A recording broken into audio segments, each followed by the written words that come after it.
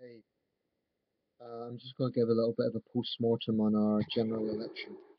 And I should say there's still one or two seats that are to be declared, but obviously now the indication is very clear. The result is David Cameron has been re-elected as Prime Minister with a Conservative majority, albeit a small one, but a Conservative majority. The SNP has wiped the slate in Scotland, and it's been a disastrous night for Labour and especially the Liberal Democrats. Um, I have to say I don't think I've ever been as depressed in any general election as that's how I feel now.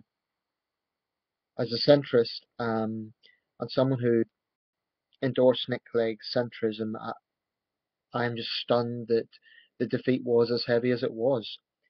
I knew that they would suffer, but to have so many big names in the Liberal Democrat Party lost in one night, Vince Cable, Susan Cramer, Danny Alexander, Simon Hughes, Charles Kennedy, this goes on.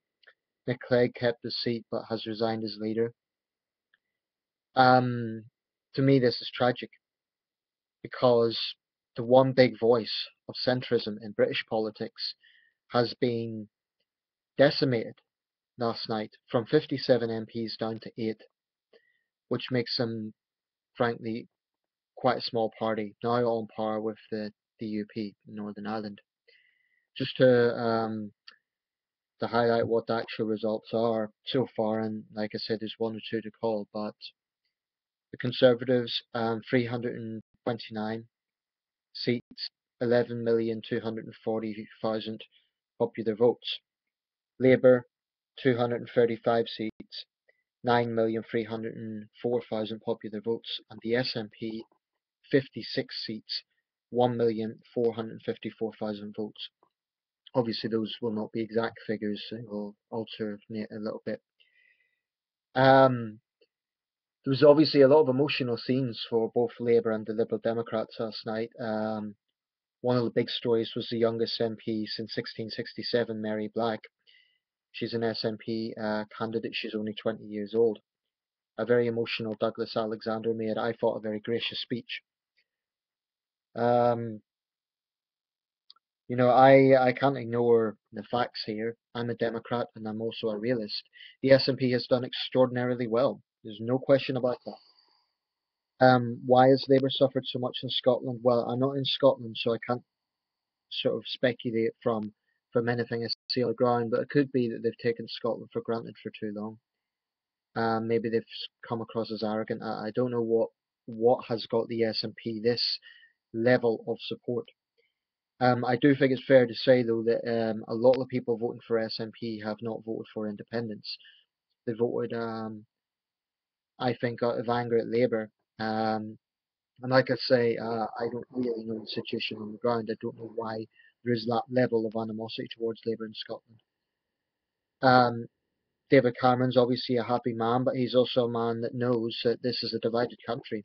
We now have an England that is dominated by one party, more or less, in a way that hasn't been seen since the old days of red-blue politics, and Scotland is almost utterly dominated by a nationalist party. Now, the first thing I want to make absolutely clear is that I'm a Democrat and I absolutely accept these results.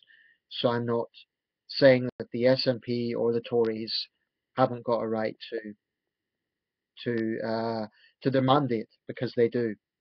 Nicola Sturgeon is this country's leader of this country's third largest party now. The political landscape has changed dramatically. Um, I'm not necessarily surprised that David Cameron has stayed on as Prime Minister because 24 hours ago this was the situation. It was neck and neck. So the fact that Cameron has won isn't that surprising. What I find surprising is the fact that he's won so comfortably and that Labour has been hit so hard. Um, and I think a large part of that will be Scotland. And I was a little bit naive. I'd forgotten about the fact that that Scottish contingent would make a big difference. I sort of thought, well, the polls are, neck and neck. Labour might do reasonably well. I thought for a while Miliband would have a reasonable chance of becoming Prime Minister with a minority. Um, Nothing changed in my city. Sunderland is always Labour, so that's no surprise. That's one reason why we're always first to call, because we're absolutely, this is a real Labour heartland. It'll be interesting to see what the popular votes are for the Liberal Democrats, for UKIP, for the Greens, and so on. At the moment, it's only the free-leaning parties that have been published on Wikipedia, so I'm not sure what the popular vote for the Liberal Democrats was. Last time it was almost 7 million. It'll be interesting to see how much less that is. It will be less, but we have to remember that the number of seats are not exactly correlating with the number of popular votes. And in my opinion, the main issue should be, I believe, for a real mandate, and this is not questioning the results, but it's just an observation that a party can maybe only get one or two seats, as has been the case with UKIP, but have millions of votes. So the number of seats does not denote how much support a party has. It's also the case with the Liberal Democrats. I would imagine the Greens have done better than they've done before. So it'll be interesting to see what the popular vote share is. So how about the future? Well, I did not want to see a Tory majority government. I'm not a Tory, and I'm staunchly opposed to many of their policies and a lot of their thinking. Cameron gave a very diplomatic speech. He was gracious towards both Nick Clegg and Ed Miliband. Cameron's always been a good speaker. But we have a majority Tory government now, so if you're centrist like myself, um, it's it's really not the result that we want to see. Um, there's already speculation that Labour had went too far to the left and appeared anti-business. I have to say, I've been uncomfortable with a lot of the rhetoric about working people, less working people. And I understand why they were doing it, but it put me off. As for the SNP, well, I cannot believe that all of those votes for the SNP were because people in Scotland want Scotland to break away from the United Kingdom. I think it was animosity towards Labour for whatever reason that is. The SNP has done well. We can't take that fact away. It is a basic fact. This is somewhat similar to about 100 years ago when the Irish nationalists were the third party, and at that time the Labour Party was rising. It's not the end of the road for either the Labour Party or the Liberal Democrats, but both parties are going to have to really seriously consider what strategy they take for moving forward. Labour's going to get a new leader. If I was to guess, I would say, and this is sort of stating the obvious, but either Yvette Cooper, Chuka Umunna, or I'm not sure if Andy Burnham kept his seat or not, but those would be the sort of names I would think. Maybe Rachel Reeves, I'm not sure. Liberal Democrats, Norman Lamb and Tim Farron kept their seats, so either of those men could possibly be the next leader, but they're going to have a hell of a job on their hands to get this party anywhere up to the sort of level that it was under Nick Clegg. And to go from 57 seats to 8 seats is a massacre. There's no way to gloss it over. And the human side of me feels a lot of sympathy for those decent men and women in both the Labour and the Liberal Democrat parties who've dedicated years of their life to public service. And it's like a boxing match. It's like the guy who loses a boxing match is bruising. It's tough. It's brutal. And in many cases, I think people have lost their seats through no fault of their own. I don't think it's because they're bad MPs. An example of that would be Vince Cable. The Conservative woman who replaced him was very gracious. She lauded him as a very popular local MP. I think a lot of people vote on the party as opposed to individuals. Um, I mean, I did.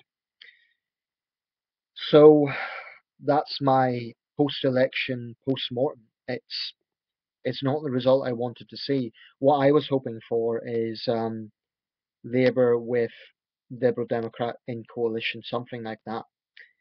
Um, I would even prefer another Conservative Liberal Democrat coalition over this because the country is split in two. Scotland with the Nationals, England with a majority Tory government.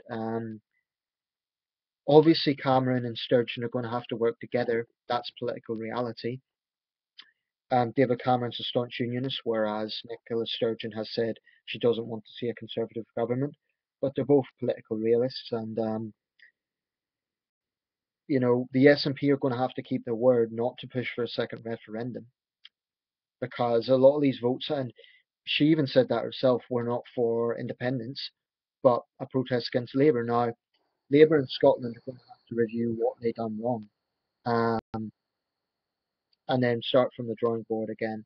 I'm not a member of the Labour Party. I don't agree with everything Labour stands for, so it's not like I'm that sad about Labour's loss, but I've dedicated a large part of my adult life to Liberal Democrat activity, and I am devastated by what has happened. I wanted a centrist, centre-left government. What we've got is a Conservative government with a very strong nationalist contingent in opposition, and I mean, I should say Labour hasn't been wiped out. There's still 232 Labour MPs, so they haven't arguably had as bad a night as the Liberal Democrats have, but it's still their worst showing from what I gather since Michael Foot's leadership in 1983. I really don't know what this means for the future. I'm also concerned about the EU referendum. I believe our place is in the European Union, and I think all the speculation over this over the next 2 years is going to make it difficult for foreign investors to feel that the UK economy is stable. Because if we're in a situation where there's this question mark over our membership, and David Cameron's doing what he said he would do, so he's appealing to his voters. That's politics, but I think it would be reckless leaving the European Union. And then if this country fragments, Scotland does get a second referendum and pulls away, what's left?